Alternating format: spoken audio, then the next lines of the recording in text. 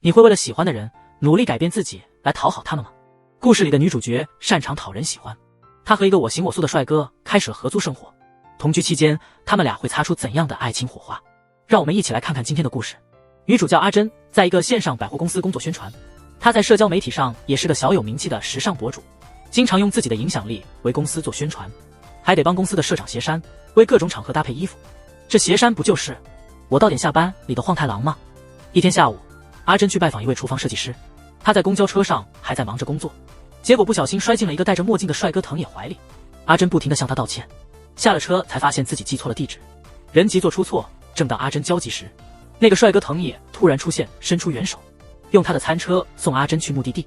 藤野发现阿珍一路上都在玩手机，他感慨现在的人离不开手机，对阿珍的网红身份也有些看法，让他感到不太舒服。在藤野的帮忙下，阿珍顺利完成了任务。公司正在忙着筹备实体店开幕，宣传员的阿珍忙得不可开交，她连找房子的时间都没有。好在有朋友箱子要出国，把房子便宜租给她。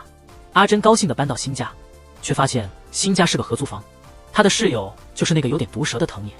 房子里还住着其他人，5个性格迥异的人就这样开始了合租生活。阿珍的粉丝数快要破10万了，她希望自己变得更美，吸引更多粉丝。好友香子了解阿珍经营账号的辛苦，告诉她要为了吸引鞋山的注意而努力，但阿珍就是迈不出追求爱情的那一步。第二天，部长突然给阿珍增加了责任，一位新员工犯了错，开幕式的送餐服务出了问题，部长只好求助于阿珍，让她去预约一个新的餐厅。阿珍正忙得不知所措，秘书告诉她鞋山又一次消失了，让阿珍去找鞋山。阿珍在鞋山常去的咖啡厅找到他，两人一路聊得很开心。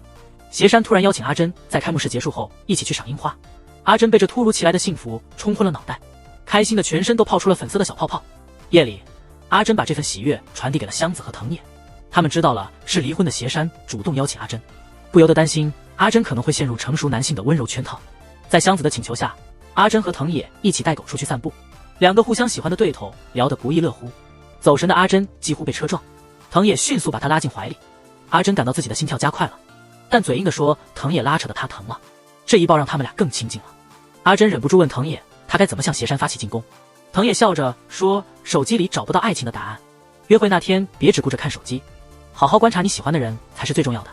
听了藤野的话，阿珍陷入了沉思，紧接着她突然想到藤野是个厨师，于是她请求藤野为开幕式准备料理。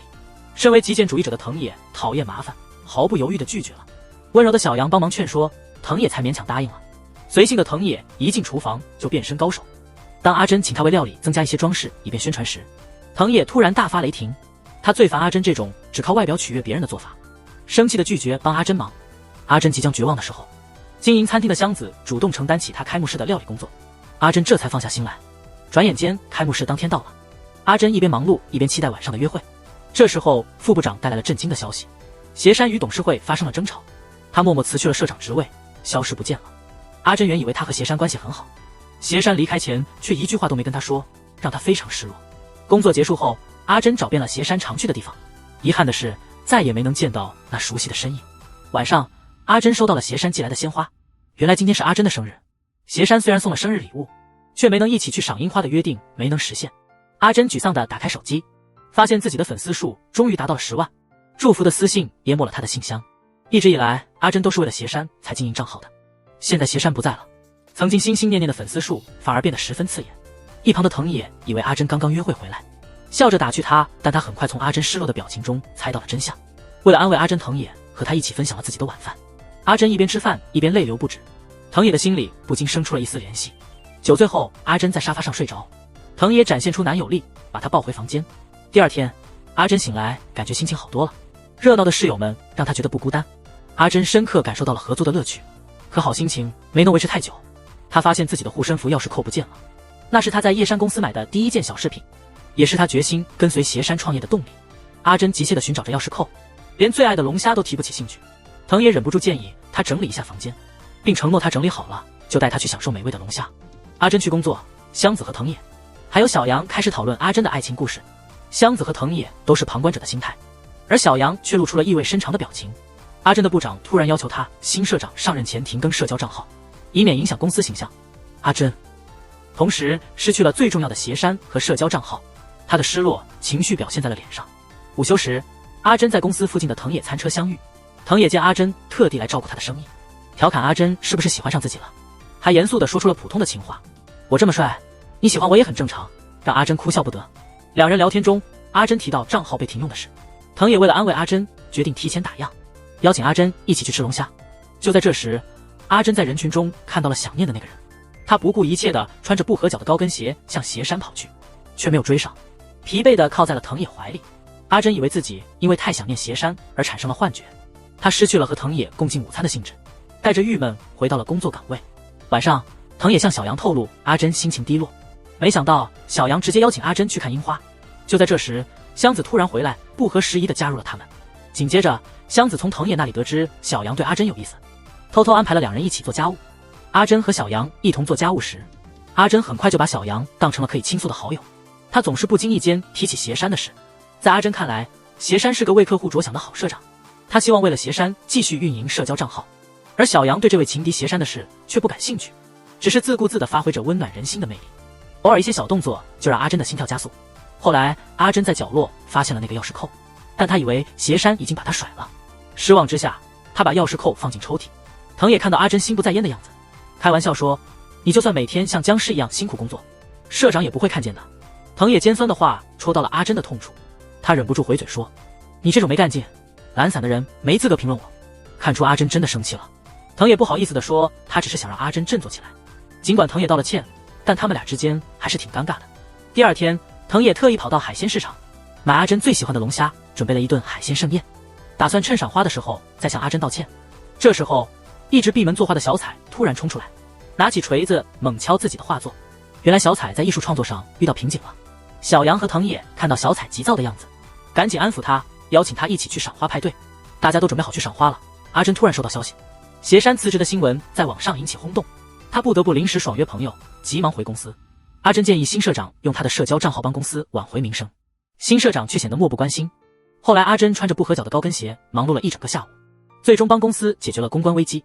与此同时，香子和藤野准备了一顿美味的料理，几个人坐在樱花树下，边喝酒边笑，享受着宛如仙境的午后时光。香子忍不住感慨，虽然我们各自的生活都不容易，但至少有彼此相伴。原来每个人都有自己的苦涩往事。小彩是个有才华却不被理解的古怪艺术家，曾经的烹饪天才藤野现在只能经营一辆小餐车。小杨曾是医生，现在只能在网上做心理咨询。香子则经历了中年离婚，幸好他们现在都找到了适合自己的生活方式，还能和喜欢的朋友住在一起。派对结束后，小彩把之前贴在藤野门上的道歉纸条给了藤野。藤野知道阿珍也想向他道歉，内心感到了一丝温暖。当阿珍匆忙赶到派对地点，天色已暗，只有藤野还在原地等他。藤野本来打算带阿珍翻墙进公园赏花，但在拉扯中，阿珍不慎摔倒在地。藤野心疼地看着脚踝肿起的阿珍，轻柔地背她回家。藤野突然捂上了阿珍的双眼，带领她来到了一个精心准备的惊喜前，用小彩的画和手工纸花搭建了一棵颇具创意的樱花树。他们就坐在这树下一起品尝美酒。藤野还特地准备了阿珍喜欢的小菜。阿珍借助酒劲向藤野吐露心声，谈及自己这5年来为公司的账号辛苦营运，如今却被公司轻易的抛弃。藤野也分享了自己的过往，曾有一段时间他被誉为厨艺天才，但是自己开了餐厅才发现自己并不擅长管理人员，餐厅不久就关门大吉。曾经围绕在他身边的人也都散去了。虽然现在的藤野一无所有，但他明白了自己真正追求的不是名气，而是自由。然后藤野温柔地对阿珍说，不用过多思考，做你自己想做的事就好。阿珍这才恍然大悟，他运营社交账号不是为了斜山或公司，他其实是真心热爱摄影，热爱与粉丝分享他的生活点滴。解开了内心的结后，阿珍和藤野决定再喝一杯。他们兴致勃勃地走到冰箱前挑选小菜，两人的脸慢慢靠得很近，在一片迷乱中，他们渐渐亲吻了对方。吻后，两人都显得有点尴尬，决定将这一刻的荒唐归咎于酒精的影响。第二天早晨，香子看到了阿珍和藤野的尴尬场面，她调侃他们的小浪漫，但这点小插曲并未影响阿珍的好心情。她征得了小彩的同意，将樱花作品发布到了自己的社交账号上，粉丝们纷纷给予了热烈的反响。阿珍在出门时特别挑选了一双轻便的运动鞋，她决定不再穿那些累脚的高跟鞋，从此她只追求自己喜爱舒适的生活方式。上一集提到，藤野为了让阿珍实现看樱花的愿望，在家里特意装饰了一棵樱花树，他们俩分享着各自的故事，心与心的距离逐渐靠近，最终两人在情绪的驱使下接吻了。虽说阿珍和藤野都认为那吻是个意外，但两人之间的暧昧气氛一直存在。第二天早上，小彩追问阿珍为何，把她的作品发到了社交网络。阿珍对此感到困惑，因为小彩昨天明明同意了，今天却说不记得。阿珍也明显感觉出来，小彩对合租屋里的其他人都很冷淡，唯独对小杨的态度较为温柔。阿珍大度，没有把小彩的冷漠放在心上。她迅速换上漂亮的衣服准备出门，却被藤野那毒舌调侃，说她平时像朴素的海绵，打扮了就变成可爱的草莓蛋糕。后来阿珍在工作上犯了错误，部长认为是斜山离职影响了她的表现，建议阿珍带薪休息一段时间。阿珍既感激又羞愧，决心要快点摆脱对斜山的依恋。于是她找到小杨，以客户的身份请他提供心理咨询。咨询开始，阿珍陶醉地讲起他和斜山的点点滴滴。当时的阿珍是个自卑的新人，是斜山的温柔和爽朗让她获得了自信，相信自己能成为一个出色的宣传人员。紧接着，阿珍开始向小杨吐槽藤野的毒舌，同时笑言在藤野奇葩的思维影响下，他好像开始忘记斜山了。作为心理咨询师的小杨立刻意识到，阿珍和藤野之间已经有了火花。那天夜里，小杨告诉藤野，自己决定不再追求阿珍，而且请藤野多关照他。藤野一如既往的不正经，对小杨的话笑而不语。第二天一大早，香子向大家公布了个喜讯，小彩参加了10年的全国青年绘画大赛，今年终于闯入了总决赛。小杨得知所有入围作品将在郊外展出，邀请大家一起去露营的同时参观小彩的画作。由于香子有工作无法同行，剩下的4个人分成2队，开始了露营之旅。藤野和阿珍一个组，两人的暧昧氛围在狭小的车内不断升温，但轻松愉快的气氛没持续多久。阿珍接到了后辈毛野和秋叶的工作电话，2个不太有经验的新人没能完成部长交代的任务，只能向可靠的阿珍求助。藤野看到阿珍出来玩还要带着电脑工作，不由得叹了口气。途中在休息站停下来的时候，室友们很少有机会这样聚在一起闲聊。八卦王藤野好奇地问小彩有没有男朋友，小彩不在意地说他只有炮友没有恋人，他更重视的是自己的作品能够得到认可。大家都忍不住赞叹小彩真是位超酷的艺术家。露营时，藤野和小杨开始准备晚餐，小彩和阿珍去打水，结果小彩独自一人提着水回来，他执意不让阿珍和小杨帮忙。展览当天，小彩默默地自己一个人去了会场，他的高傲举止让阿珍他们有些尴尬。大家赶到会场，恰好是颁奖的时刻，3个人都很看好小彩的画，认为他肯定能赢。结果获奖的竟是小彩隔壁的那幅作品。阿珍看到小彩一个人在角落发呆，想要安慰她，却没想到小彩突然大发雷霆。他愤怒地对阿珍吼道，像你这样红的人根本不会理解我对认可的渴望，你的安慰只会让我更加生气。藤野和小杨见状，默契地分工合作，小杨去安慰小彩，藤野则安抚阿珍受伤的心。在小杨面前，小彩总会变得很坦率。他告诉小杨，知道自己不该对阿珍发火，但就是控制不住自己的情绪。他参加比赛10年，并非仅仅为了荣耀，他只是希望得到大家的认同。小杨默默地拍着小彩的背，安慰她。他知道这时候任何语言都是多余的。另一边，藤野带着阿珍去了山顶的秘密温泉。阿珍自言自语，他真的觉得小彩比他强。这时候，阿珍的后辈又发信息求助，藤野抢过阿珍的手机，让她放下电子产品，好好享受温泉。阿珍很快意识到藤野说的对，关了手机，她把所有工作都抛到了脑后，身心都变得无比轻松。藤野像个小哲学家一样对阿珍说，不必想太多，有了天空、水和空气就能活。阿珍正想同意，却意识到人还需要衣服才行，因为她的裙子被风吹到河里，随水飘走了。阿珍心态崩了，请求藤野帮她买新衣服。藤野给阿珍买了一件很土的衣服，看到阿珍穿上后尴尬的样子，藤野忍不住偷笑。傍晚时分，两人一起回到了营地。阿珍接替小杨去打水，接受了小杨的思想教育后，小彩默默地向阿珍道了歉。他感谢阿珍抽空来观看他的画作，阿珍爽快地接受了小彩的道歉。两人相视而笑，携手提水回到了营地。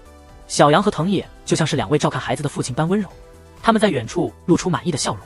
夜晚，大家聚在篝火旁品尝藤野做的佳肴，小杨、小彩还有藤野都笑着点头表示赞同。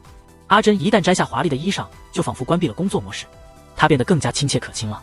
小杨和小彩接着去买酒，阿珍觉得有点无趣，不自觉地拿出手机，没想到藤野一把夺过阿珍的手机，他紧紧握着她的手不放，还亲手喂她吃饭。阿珍心里想，你的小动作确实吸引了我的注意。他忍不住问藤野，你是不是喜欢我了？藤野嬉皮笑脸的回答让阿珍感到困惑。为了保持当下的浪漫氛围，阿珍只好将话咽回肚子，让藤野继续握着她的手。第二天一早，4人开始了回程。藤野邀请阿珍去尝试他最喜欢的荞麦面。阿珍原本打算订4个人的位子，藤野却随意地说，我们2个人一起去吃吧。看来藤野打算继续这段暧昧不明的关系。真在荞麦面店里不禁有些脸红心跳，他自觉地关闭了手机，全神贯注地享受着面前的美食。面店的老板娘是藤野的熟人，他察觉到阿珍和藤野的关系非同一般，请求阿珍多照顾藤野。阿珍被误认为是藤野的女朋友，内心有点窃喜。阿珍和藤野回到他们共同居住的房子后，香子严肃地向大家宣布了一个坏消息：她的留学中介跑路了，带着所有的学费。不幸的是，香子那些年擅自离家出走，和她离婚的前夫也突然出现了。前夫每次出现都是为了向香子索取东西，香子怀疑他想夺回他们居住的别墅，气得差点昏过去。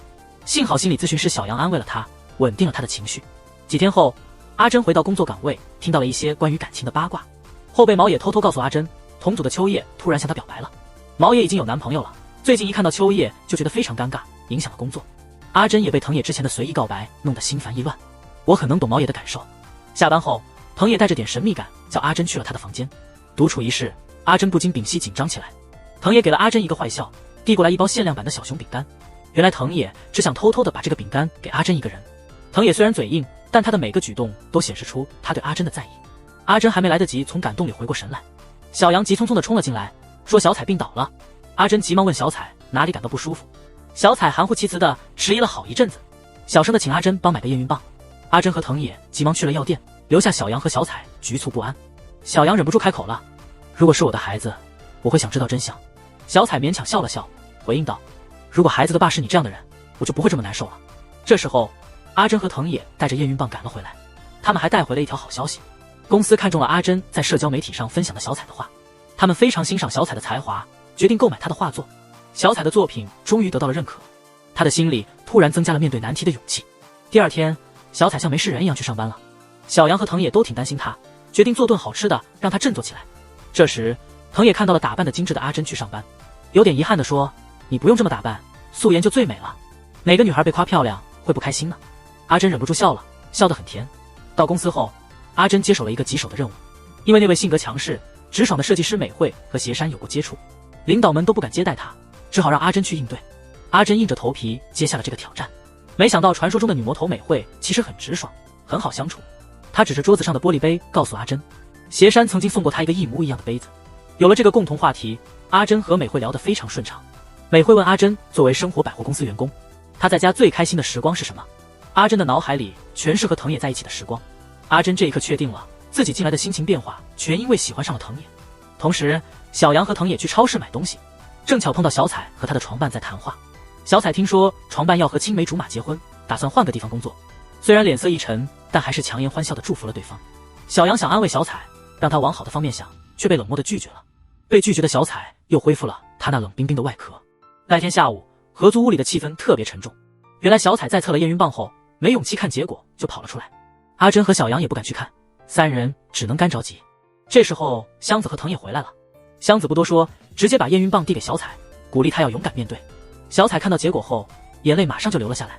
为了安慰小彩，藤野大声地说：别怕，我们是一家人，会一起帮你照顾孩子的。小杨和阿珍也跟着附和。谁知小彩突然笑了起来，她其实并没有怀孕，泪水只是因为松了口气。这次事件让她更清楚地感受到室友们的深情。感动的小杨和阿珍跟着小彩一起流下了快乐的泪水。怀孕的误会解除后，阿珍偷偷找到藤野，稍显害羞地问他是否可以拥抱她。藤野充满男友力地把阿珍紧紧搂在怀里，然后在她耳边低声暧昧地问她是不是喜欢上他了。阿珍模仿藤野露营时的语调，笑着回答：大概可能也许是的吧。这时候在国外的斜山慢慢地在手机上敲出几个字：对不起阿珍，我很快会回来找你的。我们讲到阿珍和藤野互相告白后正式开始交往，阿珍沉醉在新恋情的甜蜜中，每天都费尽心思规划约会。藤野对此总是淡淡的，和交往前没什么不同，甚至反对阿珍公开他们的恋情，这让阿珍感到有点失落。一天下午，阿珍和藤野在公园约会，藤野兴奋地告诉阿珍他周末计划去山里钓鱼。阿珍也想一起去，但藤野认为恋爱应该随意自然，不必整天站在一起。阿珍不禁陷入困惑，她开始怀疑这样的相处模式真的算是恋爱吗？与此同时，合租屋里也发生了一些奇怪的事。最近合租屋的门铃老是莫名其妙的响，可是当打开门的时候，门外却没人。香子怀疑这是阿珍的狂热粉丝在跟踪她，吓得阿珍毛骨悚然。小杨大胆推测这些恶作剧可能是他的，病患千春干的。千春是小杨在医院工作时的前辈，以前成熟稳重的千春现在却非常依赖小杨。他之前为了偶遇小杨，甚至蹲守在他经常去的公园。香子建议小杨应该把千春介绍给其他咨询师，避免麻烦，但小杨出于担忧，千春承受不了这种变化，坚持要继续辅导他。旁边的小彩毫不留情地说：你这种不彻底的温柔只会让他产生多余的期待。小杨知道自己是个软心肠，但还是不想改变自己。第二天，阿珍收到了一个来自陌生人的神秘包裹，她立刻想起箱子提到的狂热粉丝，害怕极了，急忙把包裹丢到了仓库，不敢打开。在一个会议上，部长宣布了一个坏消息，阿珍负责的宣传企划失败了。这个企划是阿珍和邪山一起努力想出来的，现在被领导们评价为华而不实。气愤的阿珍趁午休时间跑去找藤野抱怨。一旁的女顾客听了阿珍的话，忍不住向她倾诉自己的遭遇。她曾在工作中提出了自己的建议，领导讽刺她根本没资格发言，这让她感觉自己好像一文不值。她犹豫不决，不知道是否还要继续工作。说完，女顾客就走了。藤野望着女顾客的背影，确信自己在某处见过她。阿珍和藤野晚上蜷缩在沙发上看恐怖片，藤野没看多久就睡着了，留阿珍一个人听着风声鹤唳，尖叫声把家里的人都吵醒了。就在那时，门铃又响了，香子的前夫阿史突然出现在门口。谈话中，阿史承认之前几次按门铃都是他，他说是因为被管理员赶走，所以没能见到香子。他这次来是因为听说香子被留学中介骗了钱，他主动找了家靠谱的侦探事务所，想帮香子调查此事，可香子冷冷地拒绝了他。阿史试图回忆起两人的美好时光，但这只会让香子觉得痛苦。他生气地对阿史吼叫：“我们的价值观完全不同，根本不可能一起生活。”然而，在阿史道歉时，他发现香子的耳环夹子松了，掉在地上。他熟练地帮她修好耳环，在那一刻，香子的心软了一下。她红着眼睛，颤抖着嘴唇接过耳环，一句话也说不出来。阿史离开后，藤野他们私下议论这对矛盾的夫妻。阿珍觉得稳重的阿史和活泼的香子很匹配，希望他们能和好。哲学家藤野发表了自己的每日金言：性格不合的人没必要勉强在一起，如果一个人活得更快乐，就应该一个人生活。这话让阿珍感到心痛。她在想，性格不合真的会导致恋爱失败吗？就在这时，小杨接到千春的视频通话，藤野看见屏幕上的照片，突然明白了，原来中午那位女顾客就是千春。小杨知道千春不仅骚扰了他，还找过藤野。他终于下定决心，告诉千春自己无法回应他的感情。千春的笑容瞬间消失，面露阴沉地挂断了视频。小杨一直觉得对不起千春，沮丧地坐在沙发上喝酒。藤野笑着安慰他说：“不要自责，你的温柔救过很多人。”小杨平静地转移了话题，他问藤野和阿珍的感情进展如何。藤野淡淡地说：“他和他只是普通室友。”这个话恰好被阿珍听到，他忍不住跑进房间发脾气。他觉得自己的感情被藤野玩弄了，但阿珍没听到藤野接下来的话，那是因为他心里还有别人。第二天下午，藤野准备打烊回家时，千春突然急匆匆地冲过来，要藤野告诉他小杨的情况。从来不带手机出门的藤野根本联系不上小杨，果断拒绝了千春。没想到情绪激动的千春居然霸占了藤野的餐车，如果小杨不肯来见他，他就不从车上下来。藤野没有办法，只好跑到阿珍的公司向他求助。藤野不知道的是，他在电梯门口和自己的情敌邪山擦肩而过。藤野急急忙忙把经过告诉阿珍，还用了阿珍的手机让小杨去找千春。然后藤野和阿珍就急匆匆地去找千春，劝他离开餐车。千春能感觉到藤野和阿珍对他的关心，他不由自主地倾吐了许多心里的话。千春在医院那会儿，整天整夜的忙碌，结果累坏了身体。虽然后来辞职当派遣员工，轻松了不少，但他觉得自己不再被需要了，生活失去了意义。阿珍很能理解千春的想法，禁不住眼眶红了，因为他自己也是个需要别人认可的人。藤野严肃地反驳说：“难道非要别人的承认自己才有价值吗？我们的价值应该自己来定义。”正当小杨匆匆来到，没想到千春一激动，竟然踩油门想撞墙，幸好最后刹车及时停了下来。在生死边缘徘徊后，千春终于明白了藤野的话，他决定要自己定义自己的价值，慎重考虑是否返回医院工作。看到千春走出迷茫，小杨也露出了开心的笑容。阿珍在一旁回想藤野的话，越想越觉得他内心有种与众不同的美。阿珍真诚地告诉藤野，虽然我们价值观不同，但我还想和你在一起。阿珍这番不寻常的坦率告白，让藤野也控制不住自己的心跳，温柔地吻了阿珍。两人依依不舍地分开。藤野邀阿珍周六一起去钓鱼，阿珍开始还不愿意，看藤野急了，他才露出笑脸答应了这次约会。阿珍换上了最舒适的衣服去赴约。这一刻，他终于懂了，恋爱不用太过花哨，重要的是舒服的相互陪伴。就在阿珍和藤野的感情逐渐升温时，邪山突然出现。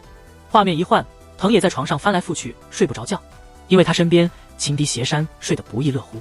第二天一大早，小杨看到邪山和藤野从同一个房间出来，惊得差点下巴掉下来。难道藤野连阿珍的过去的男人也要纳入爱的行列？原来昨晚阿珍遇到了流落街头的邪山，就把他带到了藤野家。性格开朗的邪山很快就赢了香子的喜欢，就连不爱交际的小彩对他也相当友好。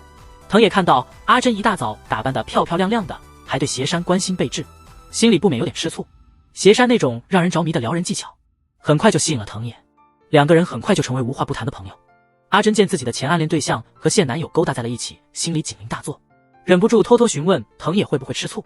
藤野心里闹着别扭，嘴巴上却傲娇地回答道：“我一点也不吃醋，哪怕他住进你的房间，我也不会介意。”这是他们交往后首次争吵，场面尴尬到极点。那天下午，阿珍偷偷地带邪山去见了部长，崇拜叶山的毛野和秋叶也偷偷跟着去了。面对昔日的同事，邪山坦白了自己辞职的真正原因。原来他打算投资一家即将倒闭的环保家居企业，但是董事会一致反对了他的计划。邪山无法忍受眼看着钦佩的公司倒闭，于是选择了离职。他亲自飞往土耳其，帮助那家公司渡过难关。听到这里，阿珍终于恍然大悟，原来自己收到的那些神秘包裹都是邪山寄回的。邪山透露自己还需要回土耳其签订合同，他请部长帮忙将自己办公室里的高级西装和公文包偷偷取出。晚上，阿珍和其他人为邪山举办了一场温馨的欢迎晚会，藤野和邪山将阿珍夹在中间，开心地聊着天。阿珍左右为难，尴尬地想找个地洞钻进去。这时，部长带来了邪山的西装。部长得知邪山离婚后将财产都给了前妻，忍不住问邪山是否有重新组建家庭的打算。邪山爽快地表达了自己想要一个家的愿望。听到这些，藤野和小杨的脸色变得有些古怪。欢迎会结束，阿珍和藤野在客厅搭起一顶帐篷，让邪山睡觉。阿珍再次问藤野是否会嫉妒邪山，藤野还是一脸漠然，仿佛毫不在意。与此同时，不知道阿珍和藤野关系的香子找到了邪山，他告诉邪山，阿珍一直很想和他一起去赏樱。邪山只是默默低头，没说话，似乎在沉思。第二天，阿珍和邪山一起带狗到公园散步。看来邪山不仅对男女有魅力，连狗狗也难逃其手。终于，他们有了单独相处的时间。阿珍忍不住问邪山未来有什么打算。邪山笑着说，如果不往前走，未来就永远不会到来。我没有太多的计划，想做的事就现在开始。看到邪山仍是那样乐观积极，阿珍也笑了。另一边，小彩悄悄地把小杨叫到了房间，他请求小杨做他的人体模特。小杨二话没说就答应了，但小彩接下来的话惊得他满脸通红，那请你把衣服都脱掉吧。第二天一早，小彩带着他刚完成的画做去阳台晾干。邪山瞥见了小彩绘制的小羊，突然他深意地说，你是喜欢这个人对吧？就在这时，全身心投入艺术的小羊恰好也走到阳台上。小彩一看到他，吓得立刻转身逃跑，只留下帅气的小羊和邪山对视。到了晚上，小羊在洗衣房将小彩拦住，他质问他为什么总是对他那么冷漠。小彩没说什么，只是轻轻地在小羊唇上印了个吻。小羊一时脑子一片空白，呆立当场。画面切换，香子在回家路上突然看到了一个熟悉的身影，那是藤野的前女友小叶。小叶不仅来到了藤野所在的城市，还重新开张了藤野那家已经倒闭的餐馆。藤野得知后，往事的苦楚再次涌上心头，让平时淡定的他变得异常易怒。那晚，邪山和藤野他们一起在家里随意聊天，邪山对藤野的厨艺赞不绝口，甚至主动提议要帮藤野开一间西班牙风味餐厅。没想到这话却触动了藤野的敏感神经，他愤怒地反驳，我不需要那些多余的东西，别来管我。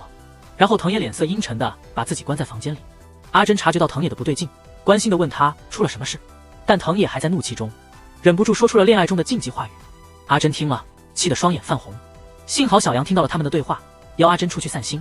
小杨很懂藤野，他向阿珍解释，自从餐厅倒闭后，藤野变得格外敏感，因为害怕再次失去，所以他宁愿选择不再拥有。藤野对你越是冷漠，其实就越是在意你。听完小杨的话，阿珍不禁陷入了深思。第二天，邪山因要见一个合作伙伴外出，阿珍像往常一样细心为邪山整理领带，忍不住向邪山吐露自己也想成为像他一样的独立买手，游历世界。邪山笑着鼓励阿珍，要他勇敢追逐梦想。邪山离开后，阿珍和藤野在阳台上交谈，阿珍向藤野表达了想做独立买手的渴望，藤野却误会了阿珍想跟随邪山，故作不在意地说，我看得出邪山喜欢你，你就跟他在一起吧，反正我是极简主义者，不需要多余的东西。突然，阿珍捂住藤野的嘴，他严肃地对藤野说，我喜欢的人是你，不是邪山。看来藤野虽然表现得洒脱，其实内心缺乏安全感，只是个大男孩而已。阿珍的坦诚让藤野松了一口气，他情不自禁地紧紧拥抱了阿珍。两人在夕阳的映照下，影子慢慢合二为一。阿珍在藤野和邪山的鼓励下，决定勇敢地踏出追寻梦想的第一步。他抽空回了一次家，那个位于小岛的温暖的老家。他希望能将岛上那个著名工坊的商品带到自己的公司去卖。他想让全球的人都能认识到这些小岛工艺品独有的魅力。阿珍回岛后，他妈妈和邻居们都热情地欢迎了他。淳朴的岛民们一直在关注阿珍的社交动态，是他忠实的粉丝。阿珍迫不及待的没等放下行李就直奔工坊参观。他在那儿看到了用贝壳和海洋垃圾做的漂亮工艺品，工坊老板的创意和巧思让他感动得不行。阿珍立刻邀请老板和自己公司合作，想把这些工艺品卖出去。没想到老板对网上卖东西有偏见，断然拒绝了阿珍。阿珍的计划没能一帆风顺，她非常失落，于是向邪山倾诉。邪山对这些工艺品一眼就爱上了，决定不远万里来看看实物。另一方面，香子的前夫阿史又来家里做客了。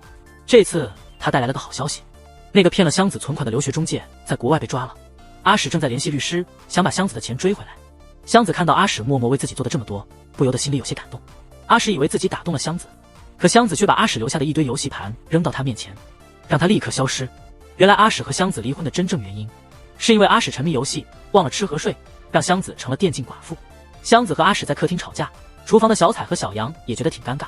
自从上次小彩主动吻了小杨之后，小杨就总故意避开小彩的视线。自尊心强的小彩不愿意就这么被无视，他径直闯进小杨的房间，追问他为什么躲着自己。小杨尴尬地说他其实挺传统的，所以不知道该怎么回应小彩的感情。听了小杨的解释，小彩脸红了，他硬着头皮说，那个吻只是对你当模特的一点小感谢，别想太多。小彩走后，小杨开始迷惑自己到底喜不喜欢小彩。第二天下午，小杨在街上看到小彩被一个前床伴搂着带上了车，他气愤地上前一把推开那个床伴，拉着小彩就想跑。小彩急忙解释说他只是去取工作上的资料。这场误会过后，小彩和小杨之间的关系变得更加微妙。回到家，小彩平静地对小杨说，我喜欢你。没想到小杨突然紧紧抱住了小彩，那一刻两人都默默无言，只是紧紧相拥。同时独自发呆的藤野瞥见了那把旧店面的钥匙，不禁想起香子曾说他的前女友小叶已经把店铺重新开张了。藤野被那些痛苦的回忆困扰，开始怀念温柔又开朗的阿珍。第二天，阿珍亲自到码头迎接邪山，两人马不停蹄地赶到工坊，才发现任性的老板今天关店休息。阿珍和邪山失路而归，干脆跑到海边看风景散心。邪山扶住了脚下不稳的阿珍，自己却一屁股摔进了海里，昂贵的西装湿了一大片。阿珍急忙带着邪山回自己家换衣服，没想到藤野居然出现在阿珍家门口。藤野一人满怀思念来到岛上后，联系不上阿珍，只能沿街大声呼喊她的名字，最终被妈妈带回了家中。阿珍没想到回老家还得面对家庭的种种考验，不禁满脸挂着无奈的表情。为了安慰男友，她悄悄向藤野解释与邪山只是因工作而偶然相遇。藤野还是显得半信半疑。画面转换，喝多了的珍妈兴奋地向邪山展示阿珍的手账，并特意强调账本里记录的全是阿珍最爱的事物。邪山翻到手账最后一页，惊讶地看到了自己的新闻剪辑。这一幕让阿珍、藤野和邪山都感到非常尴尬。珍妈对邪山表达了感激，因为他在众多候选人中选中了阿珍。邪山则开朗笑着说，能够遇见像阿珍这样优秀的员工是自己的幸运。局外人藤野默默地看着珍妈和邪山的互动，悄悄地退到厨房。这时香子打电话来询问阿珍的近况，得知藤野也来到阿珍家，香子忍不住向小杨诉苦。他认为这本是阿珍和邪山单独相处的好时机，藤野却在当电灯泡。小杨赶快向香子说明了藤野和阿珍正在交往的情况，但香子似乎更支持阿珍和邪山在一起，他并不看好藤野和阿珍的关系。到了晚上，阿珍和藤野都辗转反侧，无法入睡。他们肩并肩坐在厨房里发着呆，俩人幼稚地偷吃了珍妈酿的美酒。藤野发现阿珍情绪不高，询问她是否在工作上遇到了困难。阿珍坦言自己本想让更多人欣赏到贝壳工艺的美，不料忽视了老板的意见，感到很是沮丧。意外的是，此时藤野并没有说什么大道理，只是微笑着安慰他，说没关系，他会一直陪伴在他身边。紧接着藤野假装要吻阿珍，看到阿珍紧张的样子，藤野忍不住笑了出来。藤野的陪伴让阿珍感到了一些慰藉，他通宵达旦地写了一份企划书，希望能将自己的真情实感完整传达给工坊老板。第二天一大早，阿珍把精心准备的企划书提交给老板，老板甚至未曾翻阅就把它扔到一边，他只想亲自把作品交给那些真心喜欢他的顾客，不愿在网店里卖给那些只会随大流的买家。阿珍在老板那儿受挫，沮丧地放弃了自己的计划。直爽的珍妈知道女儿没成功，唠唠叨叨地开始责怪她，同时满怀自信地说，如果她去找老板谈，可能会有戏。阿珍本来心情就糟，忍不住和珍妈吵了起来，一气之下把自己关在房间里。珍妈装作不在乎，但眼泪还是忍不住在眼眶打转。藤野和邪山感到很尴尬，只好尽量让自己不引人注目。画面切换，阿珍送走邪山之后，偷听到了珍妈和藤野的对话。珍妈一直很担心女儿一个人在大城市的生活，但阿珍从来不向她抱怨。珍妈只能通过女儿社交媒体上的更新来了解她的生活。珍妈从没想要责怪阿珍，她只想帮女儿做点事。藤野笑着安慰珍妈，说阿珍是个坚强又能干的姑娘，告诉珍妈放心，让阿珍自己去闯。听完藤野的话，珍妈很受触动，决定将阿珍托付给他。下午时分，阿珍和藤野也打算离开小岛。阿珍看着依依不舍的珍妈，最终放下面子，哭着向妈妈道歉。珍妈在轮船后面大声喊着，叮嘱阿珍要照顾好自己，喊着妈妈会永远等她回家。阿珍哭成泪人，疲惫地倚在藤野肩上睡去。此刻藤野在回想早上和邪山的谈话，他告诉邪山是特意来见阿珍的，还问了邪山来岛上的真正目的。面对严肃的藤野，邪山也袒露了心声，他说自己也是冲着阿珍来的。这一刻，两人眼里都迸发出火花，空气中充满了紧张感。后来，藤野像往常一样开始摆摊准备工作。一个熟悉的女声突然在背后响起，是藤野的前女友小叶。小叶追问藤野当初为何悄无声息的消失，藤野却沉默不语，低头不答。小叶离开时，在桌子上留下了餐厅的名片。藤野犹豫了一阵，最终还是走进了小叶的餐厅。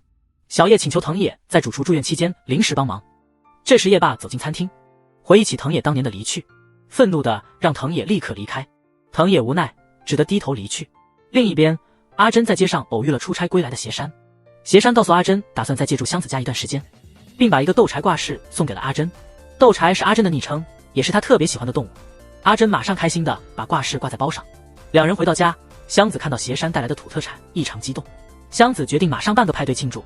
小杨和小彩知道邪山要留宿一段时间，热情的拉他进了聊天群。如今家里只有不玩手机的藤野没加入群聊。这时香子悄悄叫住藤野和阿珍，提议他们找个机会在他预定的高档餐厅用餐。看来香子依旧坚持支持山珍这一对。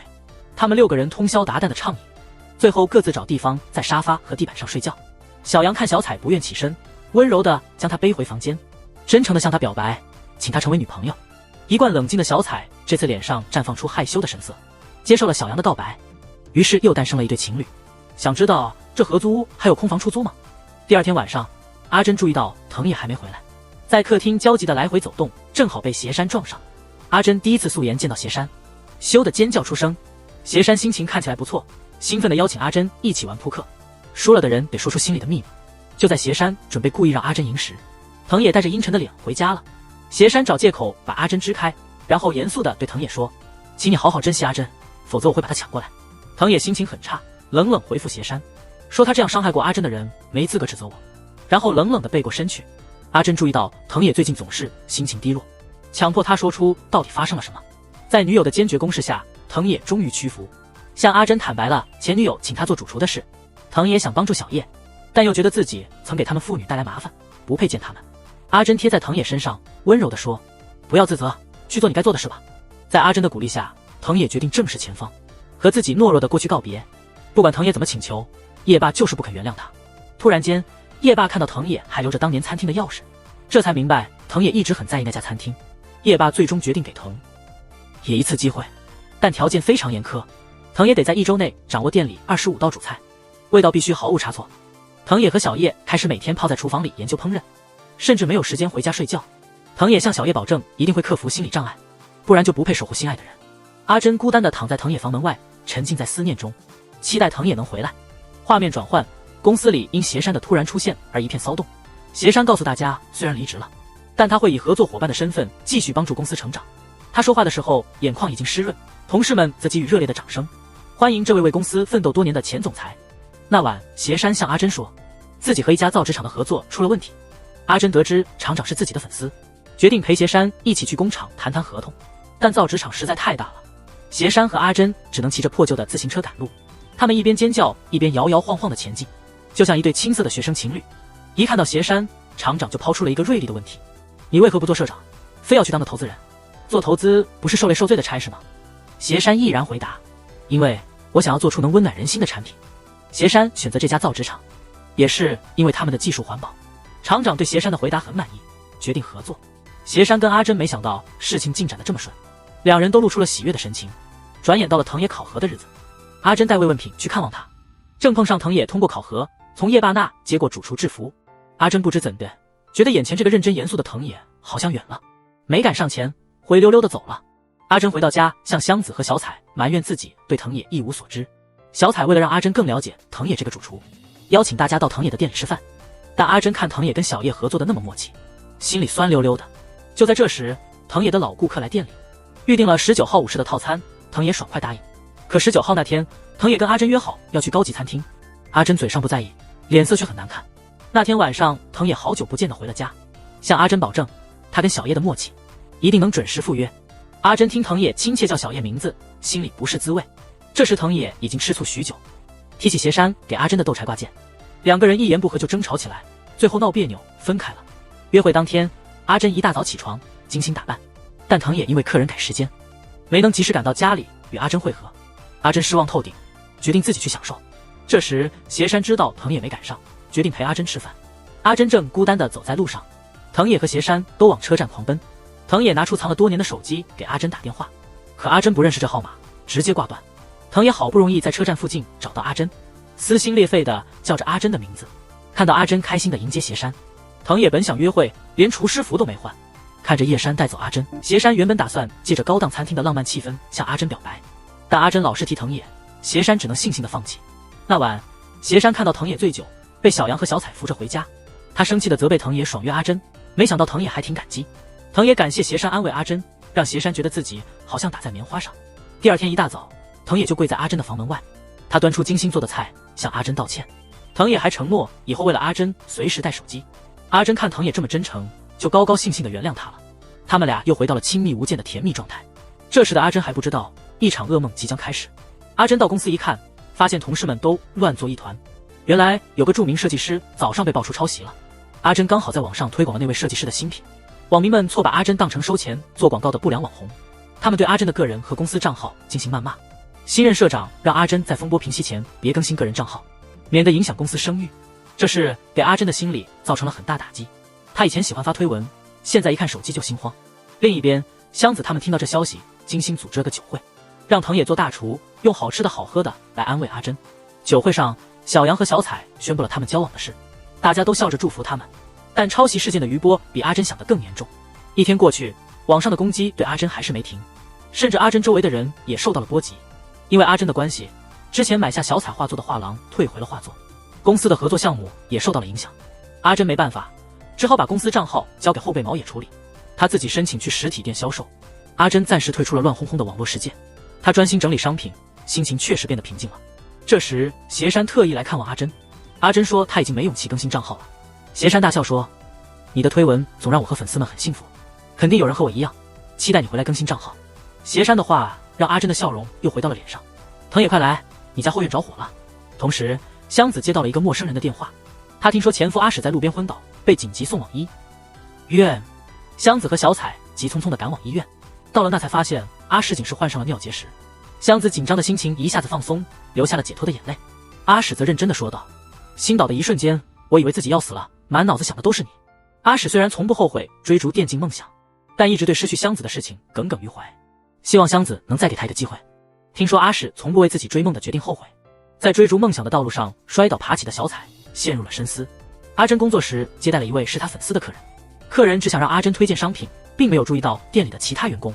客人离开后，阿珍立刻向那位员工道歉，但那位员工却话中有刺的回应，说如果客人发现阿珍是模仿网红，会引来麻烦，让他不要再随意服务客人。被这样针对，阿珍感到非常失落，觉得人生没有光明。就在这时，藤野第一次打电话给阿珍，约她周三出去约会。一想到能见到藤野，阿珍的心情立刻舒缓了很多。约会的那天，阿珍和藤野在河边玩耍了一整天。这时，藤野告诉阿珍一个重要的消息，叶爸的朋友很赏识藤野的厨艺，希望能与他合伙在北海道开一间餐厅。阿珍毫不犹豫地说要跟藤野一起去北海道，还打算放弃现在的工作，在藤野的店里帮忙。藤野很了解阿珍，一眼就看出他是在逃避现实。他真诚地告诉阿珍，如果我们不能一起面向未来，最终肯定会分开。此刻，阿珍不想听这些道理，哭着跑开了。阿珍回到家，发现家里空荡荡的，感到更加孤独。社交媒体上的恶言仍在增加，公司那边又传来不好的消息。阿珍觉得自己很快就会丢掉工作，心里非常凄凉。这时，他看到了斜山送他的斗柴钥匙链，忍不住约斜山在车站见面。阿珍泪流满面地向斜山倾诉自己的苦楚，斜山温柔地抱住他。等阿珍情绪平复后，斜山认真地告诉他，其实他也失败过很多次，我们无法改变已经发生的事情，但可以为未来做出改变，我相信你也能做到。斜山的话总是那么鼓舞人心，给了阿珍很大的鼓励。这时候，小杨和小彩也遇到了感情的危机。当他们把从画廊退回的画搬走时，失落的小彩决定为了生计放弃绘画梦想。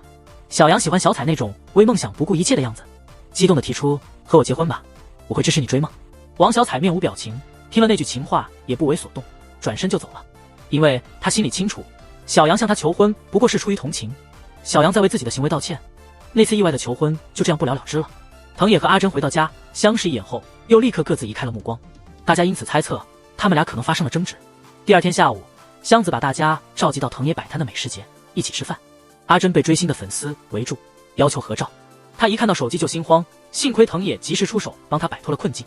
两人终于化解了之前的尴尬，坐下来平心静气的交谈。藤野坦诚地告诉阿珍，他决定要去北海道开一家餐厅。阿珍笑着祝福藤野，但眼泪还是忍不住流了下来。藤野不知道如何是好，只能默默地紧握着阿珍的手。第二天早上，部长把阿珍召回了总部。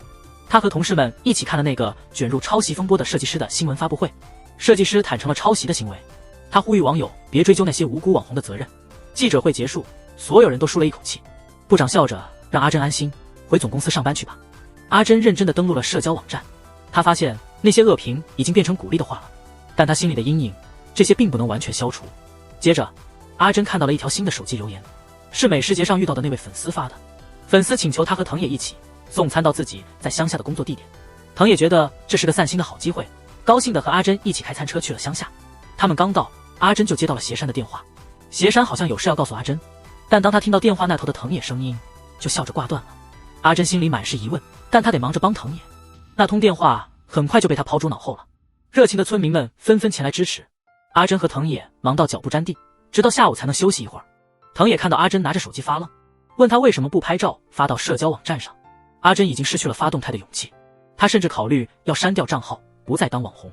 藤野突然模仿阿珍以前的样子，严肃地捂住他的嘴说，别放弃你真正喜欢的东西，这不是你以前教我的吗？藤野的这番话让阿珍的迷雾散去。是的，他只是喜欢分享自己快乐的时光而已。阿珍和村民们拍了一张热闹的合照，他在社交账号上发了一条动态，他宣布自己会重新开始发动态。一直在关注阿珍账号的同事和朋友们都看到他走出阴影了，他们为阿珍感到非常高兴。在回程的路上，阿珍突然接到贝壳工坊老板的电话，老板说愿意和他合作。原来是邪山请老板到公司的实体店参观，让老板亲眼看到了公司的环保理念，老板因此同意在店里寄卖他的工艺品。做了这一切的邪山却没有告诉阿珍就离开了，他已经在去机场的路上了。阿珍不想连声谢谢都没有就和邪山告别，他不管一切的追了出去，找到了邪山。